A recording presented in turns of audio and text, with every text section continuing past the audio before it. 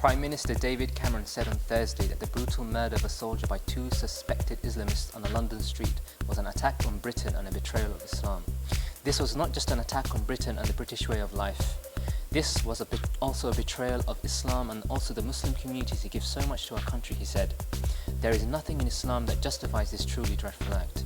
In a video taken shortly after Wednesday's brutal attack near barracks in Woolwich, southeast London, one of the suspects says that we swear by Almighty Allah, we will never stop fighting unless you leave us alone, and he demands that British troops are brought back from his lands.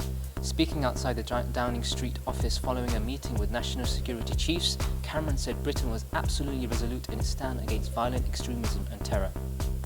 A £10,000 reward for information is being offered to find the killer of a grandfather who was fatally stabbed as he made his way back from his local mosque. Mohammed Salim, aged 75, was stabbed 3 times and stamped upon as he made his way back from his local mosque in Birmingham on April 29. The father of 7 was found by horrified neighbours in a pool of blood just yards from his front door. Shazia Khan, 45, said she believed her father was the victim of a pre-planned attack. And she said, he was attacked from behind. The intent was to kill, not to maim. My father was not a political man. He was deeply religious and he wasn't involved in any campaigning or rallying. He was just a normal old man. He had no enemies and he had no other reason for anyone to target him.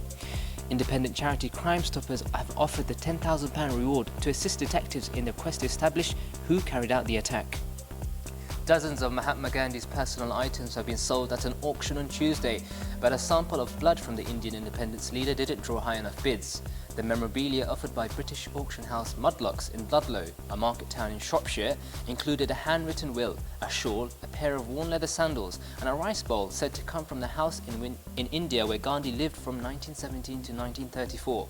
One item was described as a bit of Gandhi's blood and 2 glass microscopic slides, said to be provided by the leader when he was recovering from an operation for appendicitis in 1924.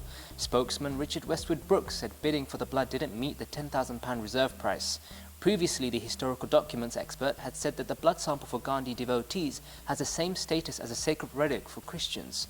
He said about 50 other items took in £287,000. This is Imran Chowdhury reporting for Eastern Eye.